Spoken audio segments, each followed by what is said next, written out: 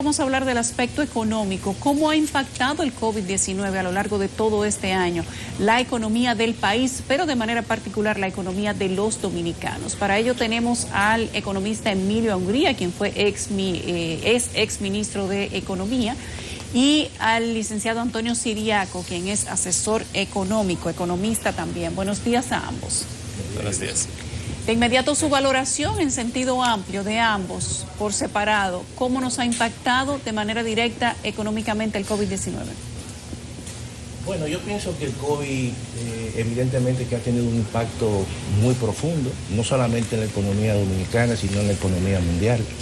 Una economía que estaba prevista a crecer en el año 2020, alrededor de un 6%, tuvo una caída básicamente de más de un 12%, porque terminó con un crecimiento negativo de menos 6.7%, según informaciones del Banco Central, pero también eso se traduce en altos niveles de desempleo. Cuando se den las cifras oficiales, ya el último trimestre del comportamiento del mercado laboral, es obvio que vamos a tener una tasa de desempleo que va a rondar ya 2 dígitos, se puede decir. Y eso es preocupante, porque el mismo presidente de la República en su rendición de cuentas habló que se han recuperado 60.000 empleos formales y de básicamente 200.000 informales. Pero cuando uno analiza, según informaciones oficiales a principio de año, a principio de la pandemia, se fueron más de 700.000 personas que o estaban suspendidos o estaban desempleados. Y eso, la recuperación es lenta, a pesar de que la economía ha venido poco a poco recuperándose, pero la recuperación del empleo es mucho más lenta. Por lo tanto, uno de los problemas que vamos a tener en este año es cómo nosotros podemos recuperar esa cantidad de empleo. Cuando el presidente de la República en su programa de gobierno habló que iba a crear alrededor de 150.000 empleos cada año, es decir, 600.000 empleos durante estos 4 años, lo cual prácticamente eso se quedó, como dicen, en el pasado, porque esta pandemia se ha llevado todo esto. Pero también eso ha tenido un impacto fiscal muy grande. El déficit, por ejemplo, fiscal, que el año pasado se había estimado en 9.9, sin embargo terminó en 7.7. Y el nivel de endeudamiento, solamente en estos últimos 6 meses, ha sobrepasado los 8.000 millones de dólares. Por lo tanto, yo creo que eso presenta una situación altamente difícil y obviamente habrá que hacer un esfuerzo extraordinario para recuperar y volver a la actividad económica del año 2019. Emilio. Sí, bueno, yo creo que lo primero que hay que decir es que, como decías Antonio, esto es algo que no solamente nos ha afectado a nosotros, es algo que ha afectado al mundo entero y en gran parte esa es tal vez una peculiaridad. Nosotros hace mucho tiempo no teníamos una situación donde al mismo tiempo la economía dominicana se encontraba en recesión y la economía mundial se encontraba en recesión. Y eso tal vez es uno de los principales retos en el 2021 para poder salir de la recesión económica que hemos entrado. ¿Cómo podemos hacerlo? Tomando en consideración tanto los riesgos internos como los riesgos externos. Y ante todo esto también hay que decir que no todo el mundo ha sufrido igual. En particular, si nosotros vemos los datos del Banco Central, como mencionaba Antonio, pues vemos que se han perdido muchos empleos, pero en particular, cuando vemos esos empleos, ¿cuáles empleos se han perdido? Bueno, se han perdido empleos de ciertos sectores que empleaban a muchas personas de niveles de ingresos tal vez no tan altos, pero que dependían de estos ingresos para poder mantenerse fuera de la pobreza, fuera de la vulnerabilidad. Entonces estamos hablando de una crisis que ha afectado en particular a los más pobres, que ha afectado a los más vulnerables, y que por lo tanto es un reto que va a tener que enfrentar ahora mismo el gobierno de cómo poder ayudar a esos grupos en particular dentro de todos los planes que se están haciendo para que puedan volver a la senda en la que se encontraban previo a la pandemia. Emilio y Antonio, hay uno de los datos de los que más se habla en estos últimos meses, más bien en las últimas semanas, ha generado preocupación particular el asunto de la inflación.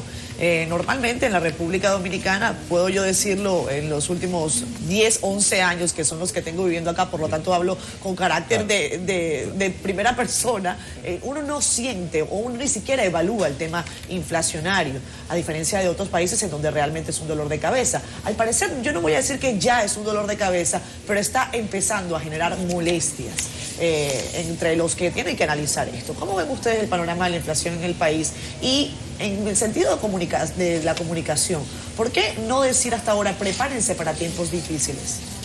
Mira, Catherine, tradicionalmente en los últimos años y en las últimas décadas ha habido cierto control en la inflación en la República Dominicana.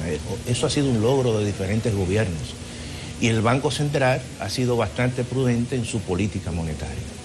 Sin embargo, los procesos inflacionarios en la República Dominicana han estado muy vinculados con situaciones muy atípicas. Una quiebra de un banco generó todo un proceso de salvataje muy grande y eso aumentó la inflación. Pero también por situaciones de inflación importada. Cuando los precios del petróleo, la famosa crisis financiera internacional y los commodities se dispararon, obviamente que eso afectó a la República Dominicana. Aquí nosotros somos importadores netos de petróleo, somos importadores netos de materias primas agrícolas, de tal manera que muchos de los productos agrícolas, como el pollo, como el caso del pan de primera necesidad, o el caso, por ejemplo, del cerdo, las grasas comestibles, dependen mucho de materias primas importadas. En estos momentos lo que está ocurriendo es, y no lo controla el gobierno, que el petróleo se ha incrementado prácticamente y ha pasado de $42 el barril a $63.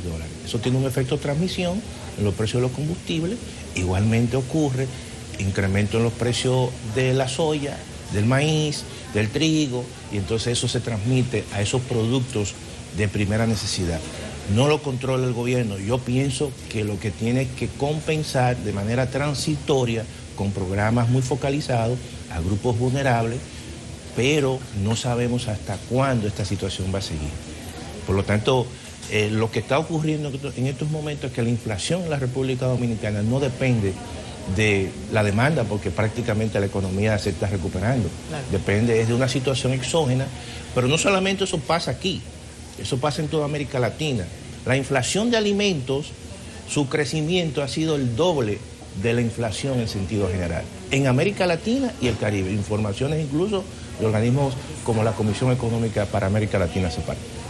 Emilio, ¿tu perspectiva sobre la inflación en este momento? Sí, bueno, sobre el tema de la inflación, siempre me gusta recordar una frase que decía un ex gobernador de la Reserva Federal en Estados Unidos, hablando sobre cuál se supone que es el rol del Banco Central.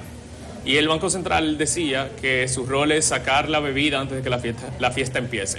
¿Y a qué él se refería con esto? Bueno, que usualmente cuando la economía se empieza a actuar de una manera buena, o sea, está en expansión, pues ese es el rol del Banco Central, intentar limitar que no haya un incremento de los precios a través de, política monetaria.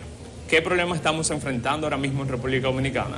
En República Dominicana estamos enfrentando, como bien explicó Antonio, una inflación que es primordialmente importada tanto porque tuvimos un incremento mayor del dólar el año pasado, como hemos tenido un incremento del petróleo, como también mencionaba Antonio, si vemos por ejemplo los indicadores de commodities de la FAO, que son justamente los indicadores de commodities agrícolas, pues estamos viendo que está incrementando en el mundo entero. Entonces, ¿qué sucede? Bueno, que el Banco Central en épocas normales, ¿qué haría? Tal vez incrementa la tasa. Pero el Banco Central ahora mismo no puede incrementar la tasa porque la economía está en una recesión y justamente se está apostando a que debemos recuperarnos. Entonces, estamos ahora mismo en una situación que se vuelve un poco compleja de cómo manejarlo. Y creo que justamente lo que hay que pensar era, bueno, ¿qué programas sociales teníamos o podemos ahora implementar que podamos ayudar específicamente a quienes están siendo más golpeados por esto? ¿Por qué? Bueno, porque justamente como veníamos hablando, estamos viendo que muchas personas están perdiendo el empleo, estamos viendo que muchos sectores no se van a recuperar tal vez durante al menos los primeros 6 meses de este año y tal vez no se van a recuperar a sus niveles anteriores hasta 2022 o 2023. Y entonces, bueno, pues ¿qué hacemos con todas esas personas que hoy en día no tienen su primer sustento, no van a poder encontrarlo y además están viendo entonces un incremento importante en una parte de la canasta básica que no pueden dejar de consumir? Bueno, a partir de ese enfoque, yo retomo una caracterización que hice de la rendición de cuentas. Yo dije que fue un derroche de optimismo, porque son demasiados los retos y mucha la incertidumbre para tú poder proyectar el futuro. Quiero preguntarles a la inversa, Emilio Siriaco, dos aspectos muy comprometedores en el tiempo y lo que menos disponemos es de tiempo. El endeudamiento y el entorno internacional adverso. Claro. Bueno, de mi parte diría que el endeudamiento, yo no he sido crítico. De hecho, he entendido que si bien tal vez hubo algunos temas de que el gobierno en un momento tomó tal vez un exceso de deuda muy temprano, pero he entendido que es en el momento en el que estamos. Definitivamente tenemos que ayudar a los hogares, tenemos que buscar la manera de ayudar a las empresas. ¿Por qué? Bueno, porque si dejamos que el tejido empresarial, si dejamos que la economía familiar se destruya, pues el costo que vamos a pagar es mucho mayor que el costo de un endeudamiento mayor en el corto plazo. Entonces estamos en una época en la cual los inversionistas internacionales parece que siguen confiando en República Dominicana, siguen confiando también en muchos otros países en desarrollo como nosotros, y están dispuestos a prestarnos y a prestarnos a una tasa baja. Entonces me parece que es un momento donde, obviamente con toda la prudencia que demanda el tomar buenas decisiones de políticas públicas, es un momento para que sea el gobierno el que tome ese rol principal para apoyar a esos sectores. Eso por el lado del endeudamiento. Lo que sí creo es que tenemos que tal vez respetar un poco la economía internacional y entender que ahora mismo tenemos un problema. Por ejemplo, la vacunación es lo que va a indicar qué tan rápido se recupera cualquier país. Pero todos los países están compitiendo por las vacunas existentes. Entonces tenemos que saber que probablemente va a tomar un tiempo para que la economía mundial pues, pueda volver a arrancar a la velocidad a la que debe. En parte, y tal vez un poco de bondad para República Dominicana, uno de los países que está más avanzado en el proceso de vacunación es Estados Unidos, que es nuestro principal socio comercial y del cual depende gran parte de la economía dominicana. Y eso tal vez pues son buenas noticias para nosotros, porque implica que Estados Unidos pues se va a recuperar mucho más pronto que países, por ejemplo, de Europa. Hablemos de desarrollo siriano. Fíjate, yo creo que el endeudamiento es muy grande. Y las mismas características de la circunstancia internacional van a frenar el endeudamiento. Se están dando condiciones, por ejemplo, de incremento en los rendimientos de los bonos del Tesoro. Y eso puede tener repercusiones, obviamente, en los países emergentes, porque eso trae como consecuencia posteriormente un incremento en las tasas de interés a nivel internacional. Y eso puede hacer costosa la emisión de deuda que la República Dominicana puede hacer en el futuro. Oye bien, ¿por qué? Porque hay un riesgo en los mercados internacionales de un incremento en la inflación, producto de lo que hemos dicho, incremento en los commodities y otros precios, incremento en los precios del petróleo. Ya el petróleo, la demanda mundial de petróleo, está tomando prácticamente su nivel, parecida a la de los años 2019, 94 millones de barriles diarios. Esa es la demanda prácticamente actual, muy parecida a la del 2019. Todo eso, aunque el gobierno quiera endeudarse por la misma situación, obviamente no va a poder, porque va a ser mucho más costoso. Hay que decir lo siguiente, nosotros hemos caído en una trampa del endeudamiento, y eso yo lo he dicho. ¿Por qué? Porque cada vez más, si no hacemos un arreglo tributario en la República Dominicana, esa situación está pesando, el pago de intereses de la deuda pública está cada vez más pesando en los presupuestos y le quita capacidad al gobierno para hacer inversión pública. Aquí se está destinando alrededor del 3.6, 3.7 del PIB al pago de intereses y apenas se está invirtiendo el 2.5% del PIB. Por lo tanto, eso establece una gran restricción. Yo creo que el entorno internacional prácticamente, si sigue en esa tesitura, le va a poner un freno al endeudamiento o al ritmo de endeudamiento en la República Dominicana. Brevemente, Emilio, hablaban ustedes sobre posibles políticas públicas de apoyo a los sectores más vulnerables o más desfavorecidos, de acuerdo a lo que les impacte la crisis. Pero ¿qué pasa con la clase media, la que normalmente también se ve afectada? ¿Cómo se apoya a la clase media cuando el recurso que se tiene es precisamente para apoyar a los sectores más desfavorecidos, aunque la clase media sea la más gruesa? Bueno, la clase media se ha achicado, esa es la realidad. ¿Y se va a seguir achicando? Y se va a seguir achicando. No hay ningún tipo de programa particularmente dirigido a sectores de clase media. Y yo pienso que ha sido uno de los sectores, si hay un gran perdedor en este proceso, han sido los sectores de clase media. Incluso no hay ningún programa de compensación como se estableció el programa PATI para los informales. Quizá en fase 2, pero no es fácil, no ha sido fácil para los sectores de clase media. Y eso es un problema que va a tener el presente gobierno durante los próximos años. El tema del desempleo, hay muchas personas de familias de clase media que están en el paro, que están desempleados.